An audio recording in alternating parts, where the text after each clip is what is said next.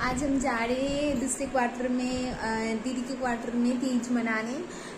तीज एक रस्म होता है, एक रिचुअल होता है ना, जो पार्वती जी ने भोलेनाथ जी को पाने के लिए निर्जला व्रत रखा था, वही होता है तीज।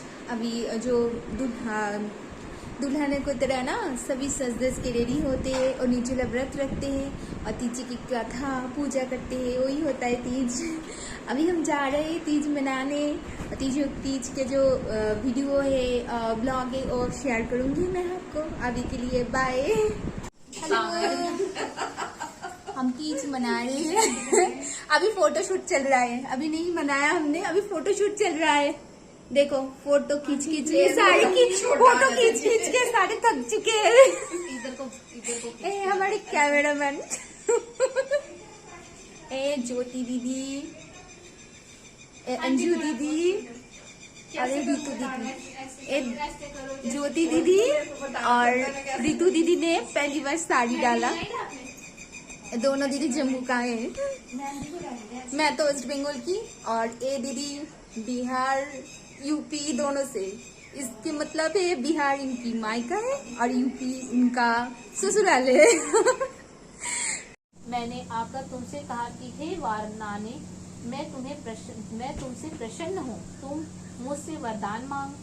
तब तुमने कहा कि हे देव, यदि आप मुझसे प्रसन्न हैं तो आप महादेव जी ही मेरे पति हो।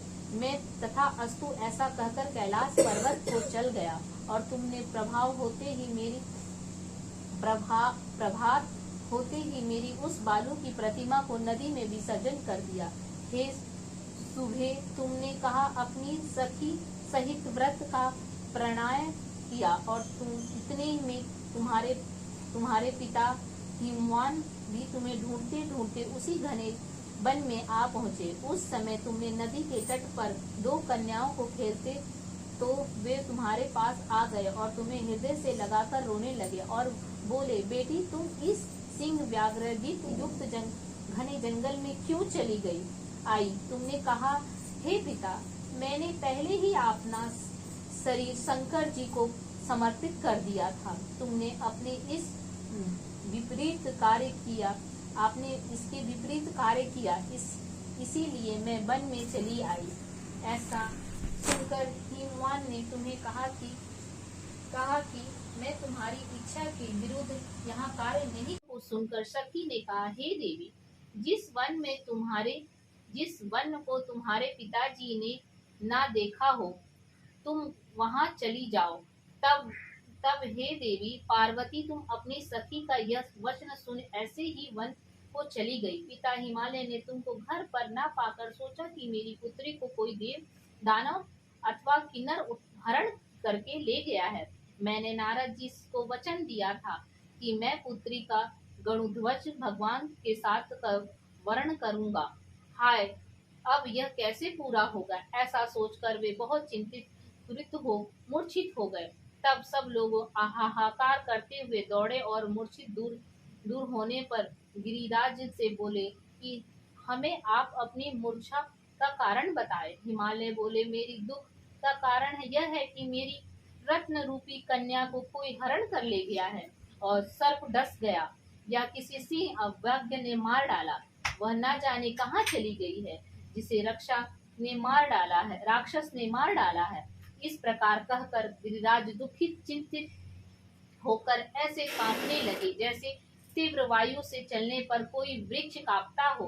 तत्पश्चात हे पार्वती, तुम्हें गिरिराज साथियों सहित घने जंगल में ढूंढने निकले। सिंह, व्याघ्र, छिद्र आदि हिंसकार जंतुओं के कारण वन महाभयानक प्रतीत होता था। तुम भी सखी के साथ भयानक जंगल में घूमती हुई वन में एक नदी के तट पर एक गुफा में पहुंची। उस गुफा में तुम अपनी सखी के साथ प्रवेश कर गई और जहां तुम अन्न जल का त्याग करके बालू का लिंग बनाकर मेरी आराधना करती रही।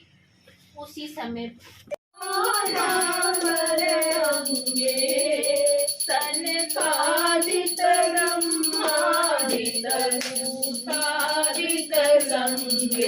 ओम जय शिव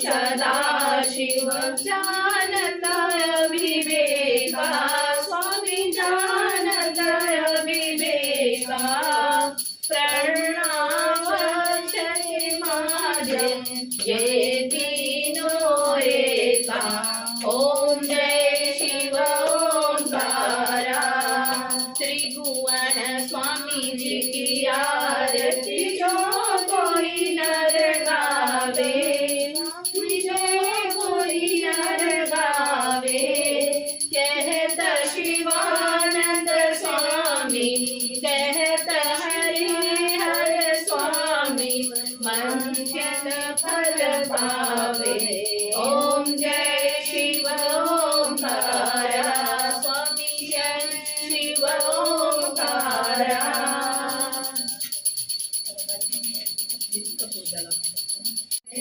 स्वामी पंचानन राजे पंचानन करुणासन विषवाहन साजे ओम जय शिव ओंकारा दो भुज चार चतुर्भुज दस भुज नहीं सोहे तीनों रूप निरखता त्रिभुवन जन मोरे ओम जय शिव ओंकारा अक्षरमाला वर्णमाला मुंडमाला धारी स्वामी मुंडमाला धारी चंदन मृगमद सोरे भारे शशीष धारी ओम जय शिव ओंकारा श्वेतांबर का पूजन करके विधिवत पूर्वक तथा कथा सुनकर गौ वस्त्र आभूषण आदि ब्राह्मणों को दान करे। इस प्रकार से व्रत करने वाले के सब पाप नष्ट हो जाते हैं।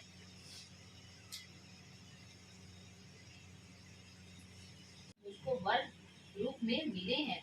श्री महादेव जी बोले, हे देवी सुनो, मैं तेरे सम्मुख उस व्रत को कहता हूँ जो परम गुप्त है। जैसे तारणगणों में चंद्रमा और ग्रहों में सूर्य, वर्णों में ब्रह्मांड और देवताओं में गंगा, पुराणों में महाभारत और वेदों में सामा और इंद्रियों में मन श्रेष्ठ, वैसे ही पुराण और वेद सब में इसका वर्णन आया है। जैसे प्रभाव से तुमको मेरा आधा आसन प्राप्त हुआ है, हे प्रिय, उसी का मैं तुम्हें वर्णन करता हूँ। सुनो, भाद्र पद मास के शुक्ल पक्ष की हस्त नक्षत्र संयुक्त तृतीया तीज के दिन इस व्रत का नित्य कर्मों से नित्य होकर शिवालय में जाए और जहाँ भोजन करना हो। कथा पढ़ने की बोली, हे स्वामी, आपने इस व्रतराज का नाम तो बता दिया, किंतु मुझे इसकी विधि एवं फल भी बताइए कि इसे करने से किस फल की प्राप्ति होती है। तब भगवान शंकर जी बोले, इस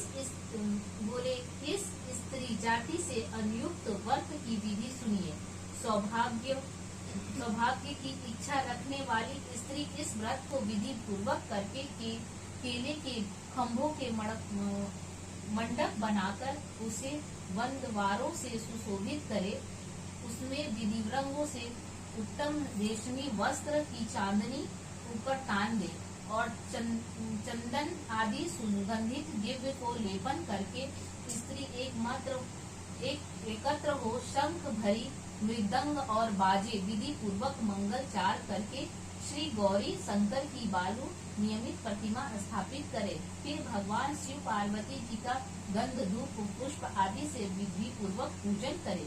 अनेक नैवेद्य का भोग लगावे और रात्रि को जागरण करे। नारियल, सुपारी, जावरी, नींबू, लौंग, अनार, नारंगी आदि ऋतु फलों और तथा फूलों का एकत्रित करके धूप दीप आदि से पूजन करके कहे, हे कल्याण रूपी शिव, हे मंगल रूपी शिव, हे मंगल रूपी महेश्वरी, हे शिवे, अब कामनाओं को दान देने वाले देवी, कल्याण रूपी तुम्हें नमस्कार है।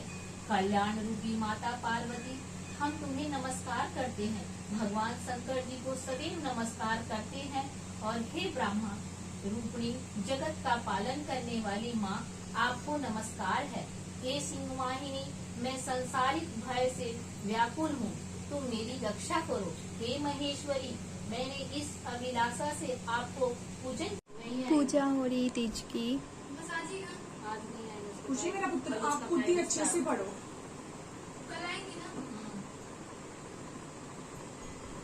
समर को भी बोल, जो काम पड़ा दोनों अच्छे से अपना पढ़ो, पढ़ो। क्वेश्चन आंसर याद करो बैठ के।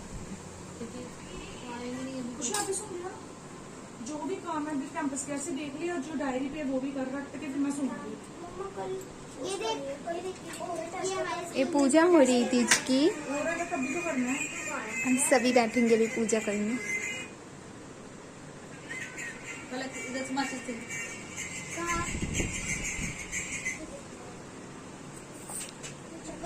चैनल है ना,